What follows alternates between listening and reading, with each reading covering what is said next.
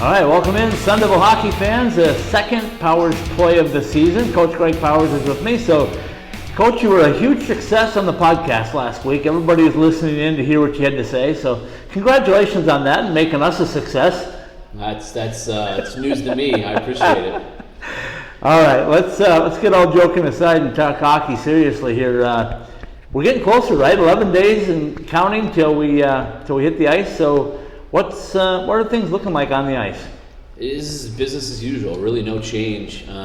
This week we're limited still in practice hours. That's kind of the crazy thing about college hockey is that we only have our guys for 4 hours a week on the ice until the day of the game. Right. And then on October 5th is the first day of competition, and we play on that day. So Mercyhurst under the exact same rules, and again, we were lucky enough to get a lot of stuff knocked out before China and then playing those 5 games. So it's just a lot of skill development, and a lot of special teams. And next week we change our approach to where we're going to do more of a game prep approach, Tuesday to Friday, an hour a day, and then Saturday we'll be ready to go. Our guys I know are chomping at the bit and ready to go, and they wish we played tomorrow. I know that you know your guys pretty well, and you probably come up with some game plans in your head, but your goaltenders, I saw Evan today and I also saw Max today, and they both look really, really sharp for this early in the season. Your thoughts on your goaltenders? Again, every day all 3 of them look really good. And there's days where Robbins looks better than both of them. It's they all bring something different to the table, we have options, and options are good. We talk about health, right? We got a couple of guys that are still nursing back, or is everybody back on the ice right now? Everybody's healthy. The only person not healthy is Jax Murray. He's probably out for about another month or so. He had off-season surgery, and so we knew before, he showed up this summer, it was going to be a little bit. So he's looking good. He's out there, and he's in non-contact stuff. His legs look good. He looks really good. So he's going to be a huge addition when he becomes healthy, and I'm sure a breath of fresh air, a month into the season. So right now he's it. We're preparing obviously to play our opener without Jacob Wilson. He's got to serve the second game of his suspension, so he's out for the home opener, and we'll miss him. But we have a couple capable guys that are battling it out right now to take that spot in that game, and that's really the only unknown that we have other than who's going to start net. Are you fairly comfortable with your line combinations right now, or do you think they're going to switch up a little bit? No, I'm really comfortable with them. I think, obviously you reserve the right to change anything, but right.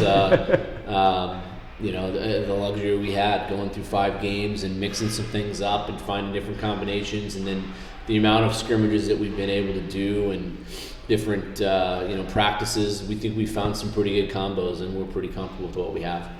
Talk just a little bit about the freshmen that are joining this group. Not only the freshmen, but the transfers. And we talked a little bit about it last week, but tell me a little bit more about how important these guys are to step in and fill their role.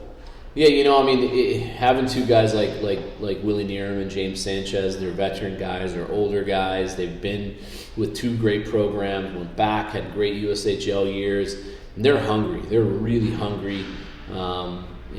So having 2 kind of new bodies and new blood, and it's a little bit of breath of fresh air in every way.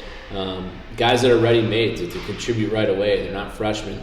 It's huge, and those 2 have exceeded expectations, and I know they're excited to get going. And then the freshmen, the 2 guys on D, again, we're just so excited about. They're exceptionally polished for being freshmen and young freshmen at that. Both 2000 birth years, and they really round out our D core. And Logan Genuine up front, he's been really good. He's gotten better every day. His body has improved since the day he's gotten here. He's more powerful. He's more explosive. He's moving the puck like a college player now, and he's a kid I think that immediately is going to have to be on other teams' radars. He's going to be capable of scoring at a pretty high clip right away.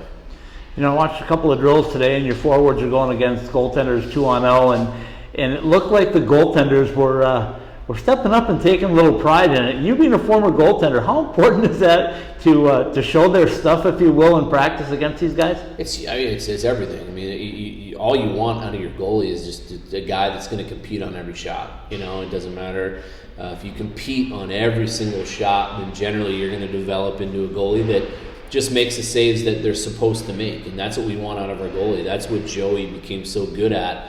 Was he his first 2 years he was more focused on making the saves that he shouldn't make, and when you do that, you let in some softies, and that's what can deflate a bench. But if you just make the saves that you're supposed to make and you compete on every shot, you will.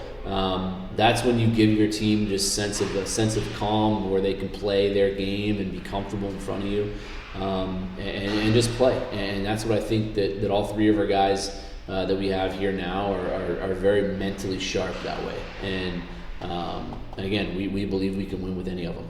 All right, I'd be remiss if I didn't touch on it before the season starts, and then I'm going to leave it alone all season long. But any word on the arena? Any updates as to what's happening at this point, or are we still status quo and just waiting for shovels? There's a lot of updates, but I can't tell you what they are. I'll be looking forward to hear that. Hopefully something exciting down the road. I know that everybody behind the scenes is working very hard at it. So we'll leave that one to go. Let's talk about what you know about Mercyhurst in just a general sense.